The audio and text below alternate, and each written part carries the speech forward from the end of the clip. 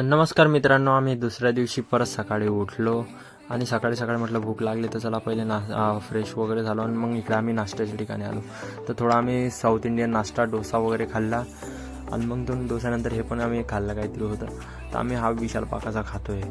नंतरून आम्ही इकडून निघालो पुढे रस्त्याने चालत आम्हाला चालत म्हटलं यार अजून चहा वगैरे प्यायची राहिली. तर मग आम्हाला वडापावचं शॉप पण भेटला तिथं आणि तिथं चहा पण होता.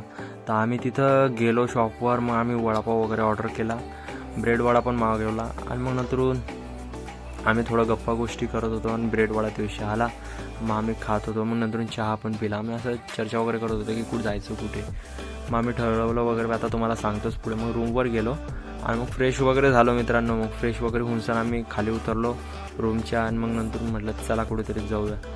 तर आम्ही MG रोडला पुणे कॅम्पला जात होतो. मग तिथून आम्ही हिंजवाडी ते भोसरीपर्यंत, आम्ही हिंजवाडीचा चौक होता तिथं महाराजांचं दर्शन घेतलं आणि महाराजांचं दर्शन घेतल्यानंतर हिंजवाडीपासून तर भोसरीपर्यंत आम्ही बस पकडली आणि भोसरीपासून तर आम्हाला मेट्रो स्टेशनला पण जायचं होतं. मग ट्रॅफिक पण खूप होतं. तर मग आम्ही भोसरी स्टेशनला पोहोचलो मित्रांनो. आणि भोसरी स्टेशनवरनं पण 2 मेट्रो होत्या. आमच्या अशीच जादू झाली. एक अंडरग्राऊंड बायपास मेट्रो होती आणि एक फ्लायओव्हर मेट्रो होती. मग एक ट्रेन तर आमच्या समोरून मिसच झाली ऑलमोस्ट.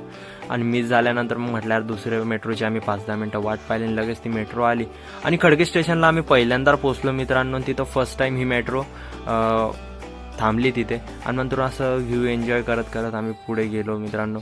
आणि मग आम्ही नंतरून दुसरी मेट्रो पकडली. आता गर्दी पण खूप होती मित्रांनो. पालखी सोहळा म्हटला आणि पुणे कॅम्पचं तर मग खूपच गर्दी होती आणि ऑफिस टाईम पण त्याच्यामुळे आम्ही लगेच फ्लायओव्हरची मेट्रो पकडली मित्रांनो आम्ही. आणि तिथून आम्हाला पुणे स्टेशनला मेन तिथं जायचं होतं आणि तिथून आम्हाला MG रोडपर्यंत जायचं होतं. मग आम्ही पुणे स्टेशनला मेन पोहोचलो. आणि तुम्हाला कधी हा ब्लॉग आवडला असेल तर लाईक शेअर आणि कमेंट करा मित्रांनो. Bye guys.